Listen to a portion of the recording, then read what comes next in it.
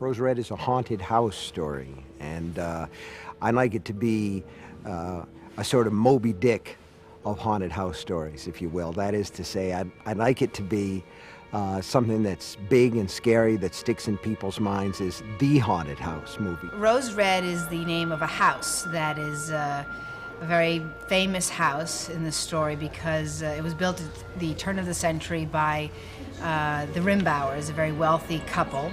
And it has, I guess what you might call a curse on it, in that the house keeps building itself, and Ellen, during her lifetime, kept building the house to keep herself alive. I play a woman who's a professor, present-day professor, who gathers a team of psychics and telekinetics together to go into the house and try to wake it up and bring out all the hauntings and dead people and paranormal activity.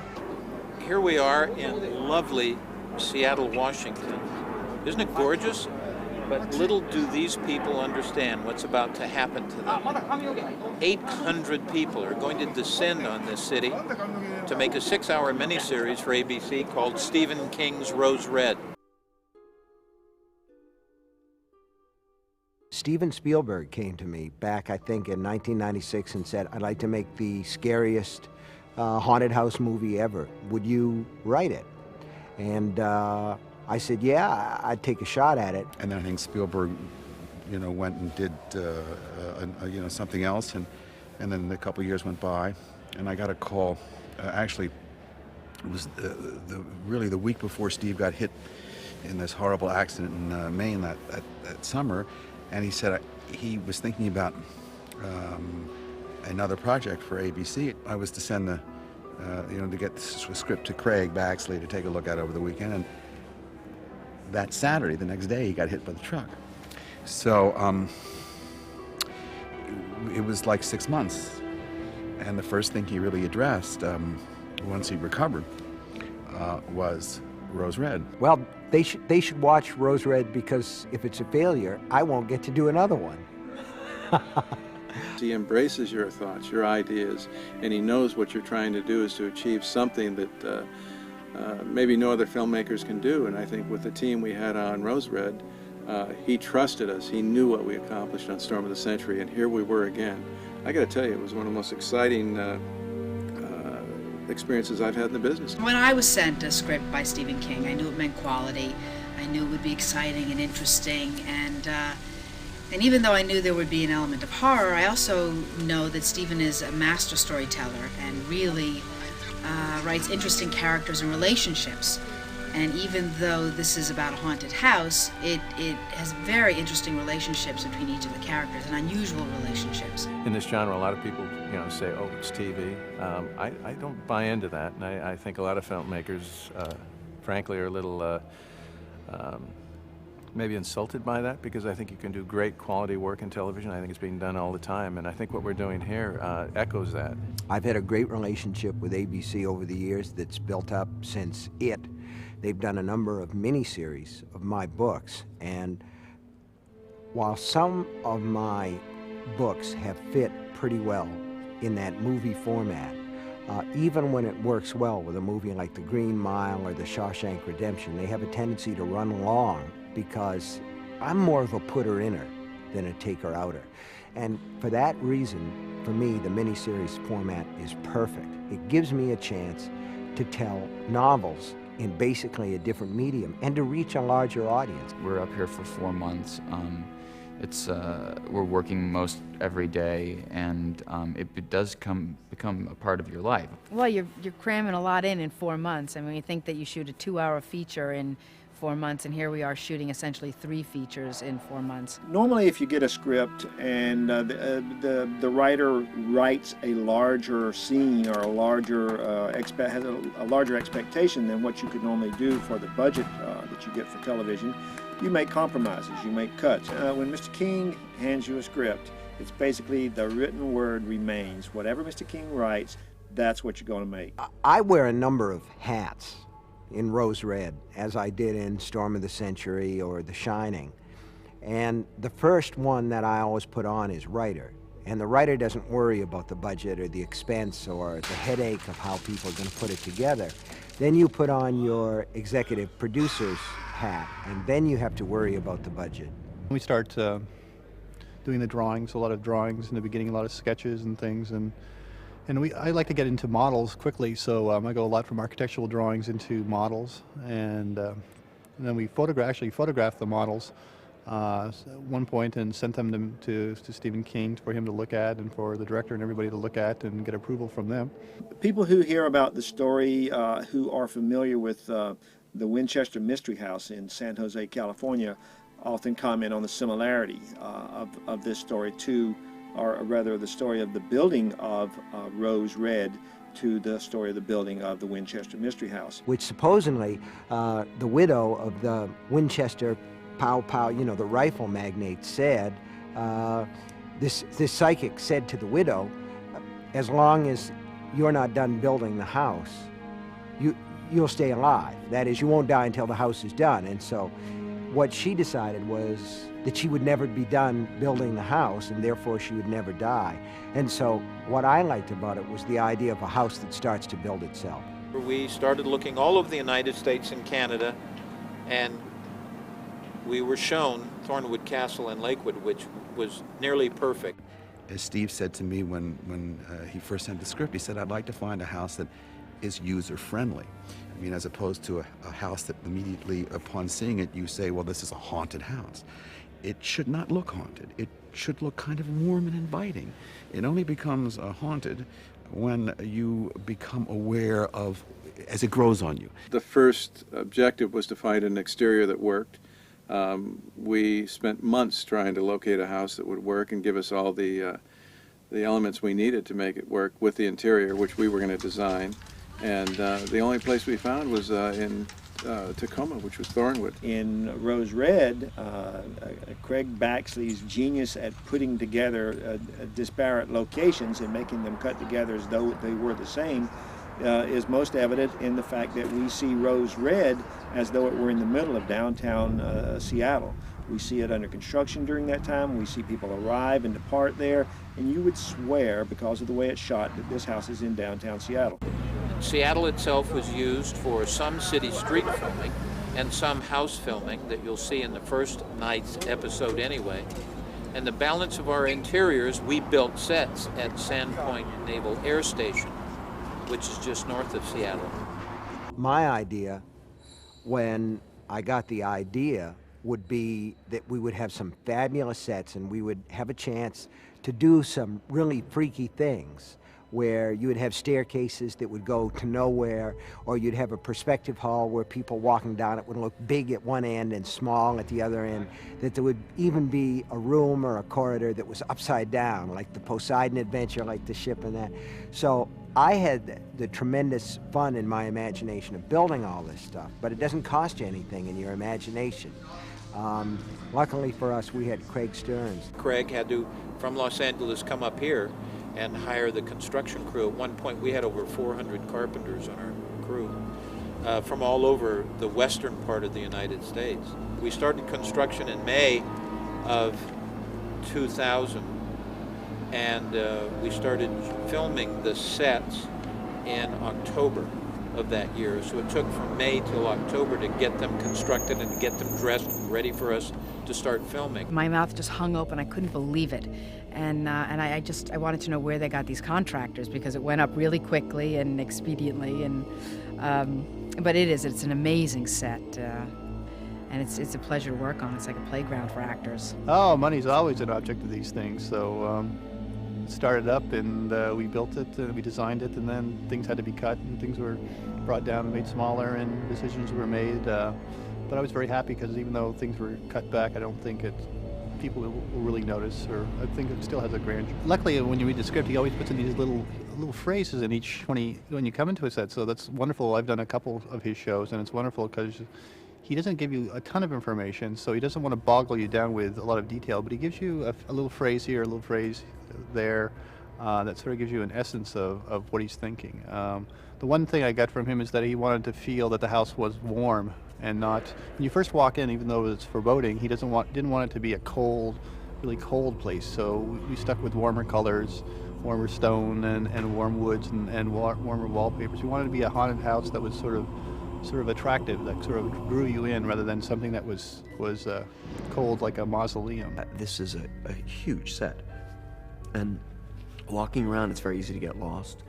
I don't know, it's sort of like, it's wonderful when you read something and then you actually see the sets and it's exactly what you had in mind. Each one of the rooms has its a little baby to me, so I love each and every one of them for different reasons. The main parlor was the one that I put the most effort in because I knew we were going to spend a lot of time shooting in there, so I try to put the most detail in the places we're going to spend the most time. So there's a lot of little hand-carved details and things that are in it that I think really make it special and feel like it's not a set, like it's a real place. It's kind of neat being able to walk in this big, hangar and being able to go into this set, and it's amazing, but it fits the story. It really does. It's cool. But then we recognized we were going to have to spend a huge amount of money to create the world that Steve had written. And having done that, then we had to figure out how much money we had left over to pay the actors, because it's in a sense the tail wagging the dog. As I said, I mean, we were able to put together, I think, a magnificent cast. I wasn't over familiar with the cast, but I certainly am now. We've spent a long time here, but happy time, good time. Well, I played Joyce Reardon, who is a college professor who teaches the psychology of the occult and the science of the occult, I guess. And I have this fascination with Rose Red, with this house, and believe that we call it a dead cell, so the hauntings in it are over, but I want to awaken that house. So I collect a team of psychics and telekinetics and others, and we come in and try to awaken the house. Wait until you see the mad sequences. It's scary. It's really scary.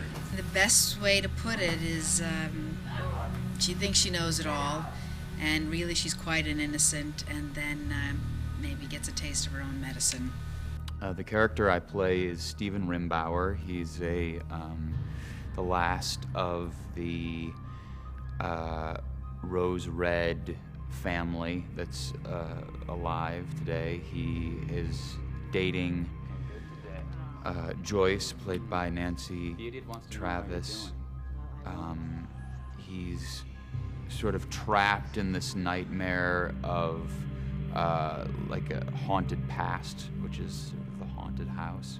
Annie's a 15-year-old autistic telekinetic, so she doesn't talk a lot. She's autistic in the sense she doesn't interact with people. She's very, doesn't give a lot of eye contact, but she's telekinetic, so she's not really scared of things, and if she gets angry at something, she makes stuff happen. Like, she got mad and it made the water freeze in the house, and so she's effective in that way. Well, I think the fact that she's called Sister kind of describes her better than anything can. That's been her role in life, is to be Annie's sister.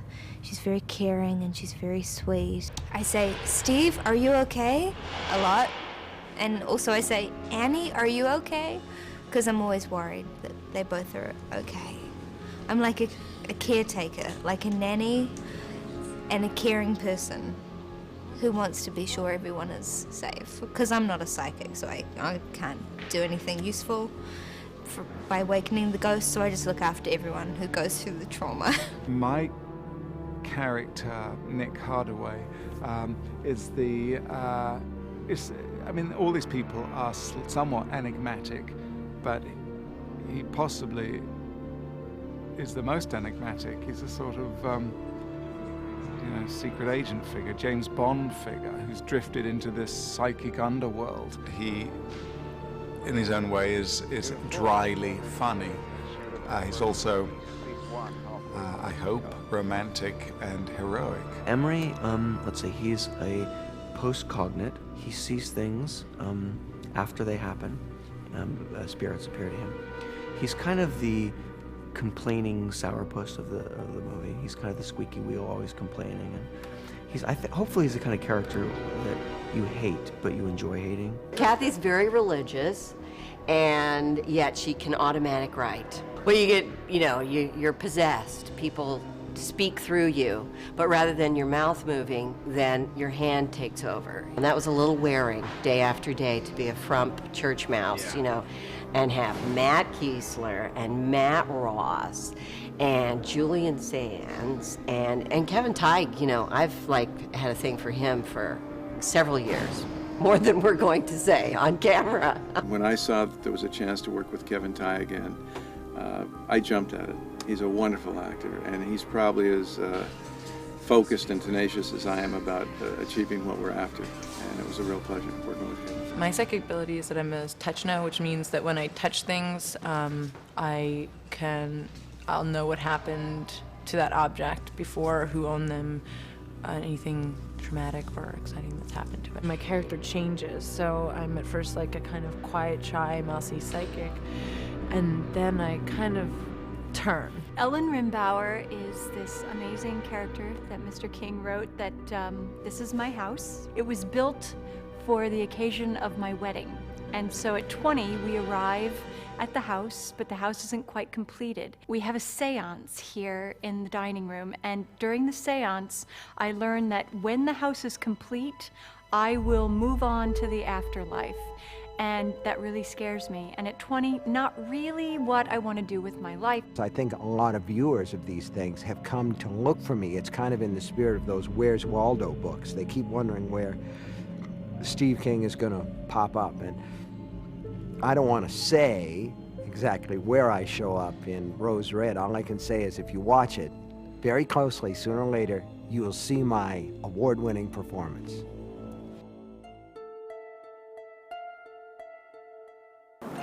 David Dukes, our actor who played Professor Miller, passed away here in Seattle on location, very suddenly, very tragically. We had filmed about 2/3 of his work, and he was magnificent. And he died on the tennis court here. And so we had, not only were we all shaken by this and very affected by this, we had to do some major accommodations to fill in the 1/3 of the work that we hadn't filmed yet. And Stephen rewrote his part for the ending, and we expanded a role of a local actress here, Emery's mother, Laura Kinney, and that worked out very well too, but we all missed David Dukes and his wonderful influence on the set. We were able to work around the fact that that David Dukes was no longer available to us for close-ups. We used stuntman, we used a face double, we used voice doubles, and we reused some old footage and made it work out. A fallen comrade, ask not for whom the bell tolls, it tolls for thee. And so it's about as big a reality check as you can experience in any part of your life, but certainly at the heart of your working life.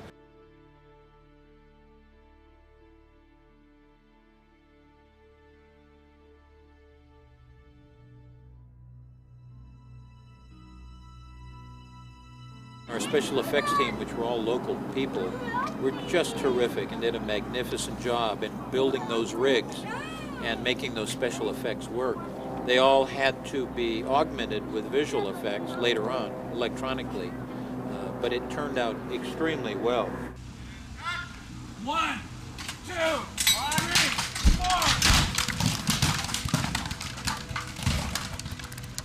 4. The key to any good action sequence is good prep, as we all know, and we had a great storyboard artist, Rick Newsom, that I spent a lot of time with, and I gave thumbnails to, and we were able to convey to the producers and the other filmmakers what the vision was. And I think when they all saw what we came up with, everybody got very excited. And rather than just play on the opening sequence, which again is, I think, a classic unto itself that Stephen wrote, we kind of embellished on the final climactic sequence, which I think when you see it, you're going to be as amazed as I am. To this day when I see it, I'm pretty amazed.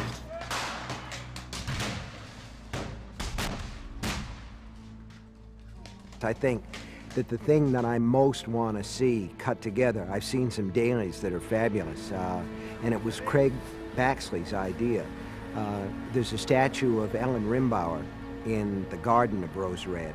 And at one point, the statue comes to life, reaches up, and pulls off its own face and turns around like that. I'm looking forward to seeing that.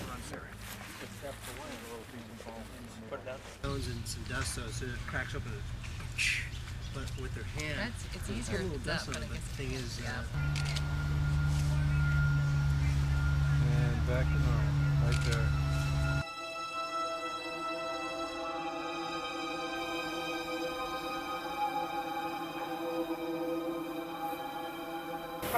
yeah, that crooked jaws. It's not really quick. Back it up. 1, 2, 3.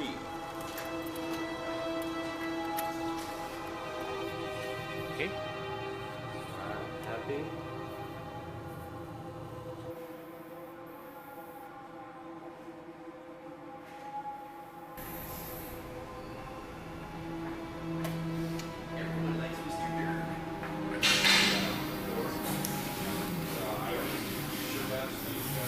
Only throughout the years it gets more severe and tight to it. Bung it up a little bit.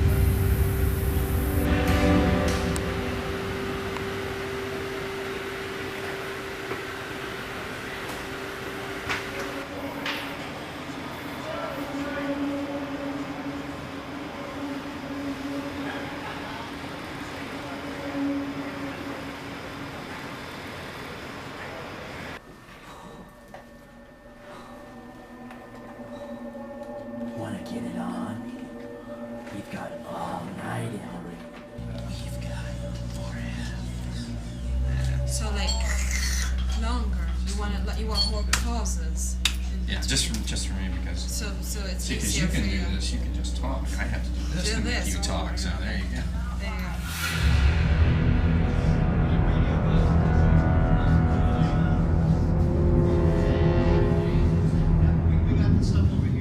How's it feel, Emily?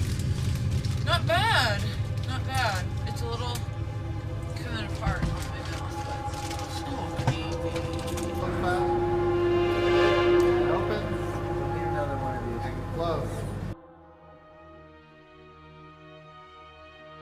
It's not so much the visual effects that say echo the fantasy world, but it's more of the supernatural.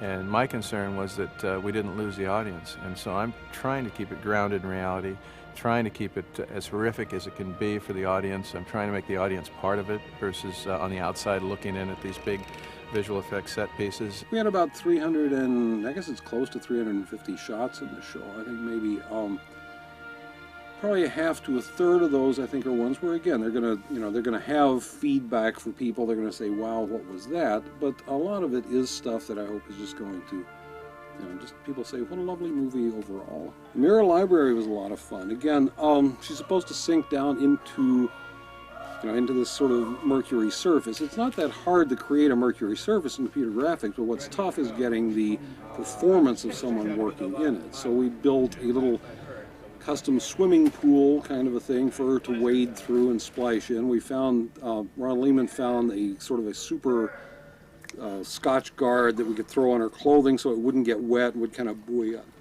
And I think if I remember correctly, we shot it was about 30 degrees in there. She was wearing, I think basically, yeah, I don't think she had any protective clothing on, so we had to have her wade back and forth several times. Again, she was a damn good sport on it. Emery's mom through the mirror, love that shot. So it's a couple of sequences. Again, the mom comes out through the mirror, grabs Emery, tries to drag him back and forth. They fight back and forth here.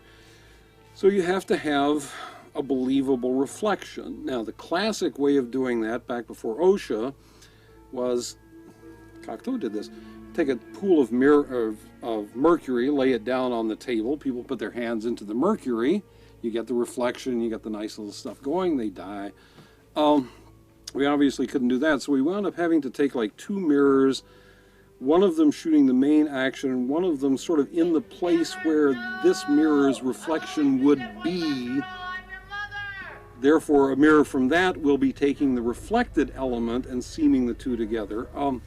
It's kind of a nerd pleasure, but it was a lot of fun working that out and placing the two together. And I think in a lot of ways the effects that we get out of that are kind of the most satisfying to me in the whole movie. Mom goes back and there's Emery's face coming out at her. Craig Stearns and Mike Joyce worked very closely to design exactly what, lay down a floor plan for what Rose Red would have been had he had $1 gazillion to build the full thing. And essentially, yeah, just built the rest of the house, built the rest of the grounds, just miniature.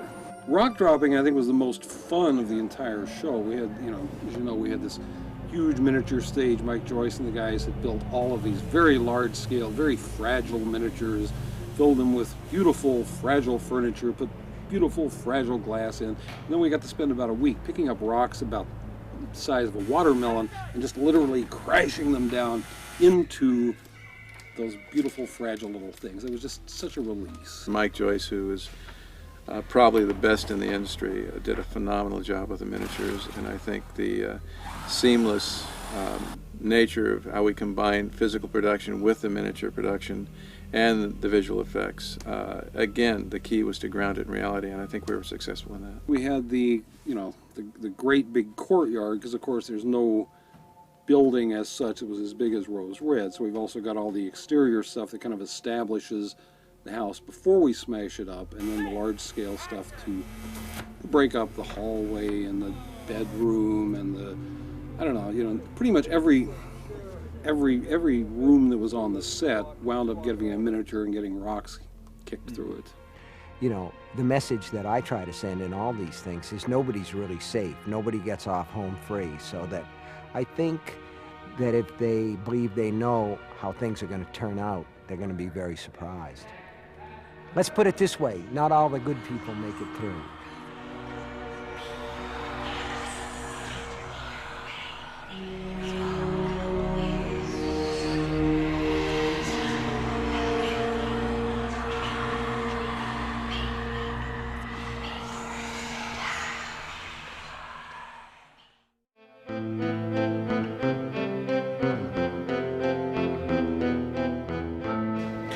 Yes, I absolutely believe in ghosts.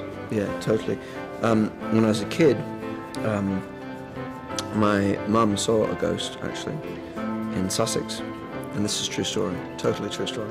And I had some friends who lived in houses that had been hospitals during World War I, and they talked about the path the ghost would take.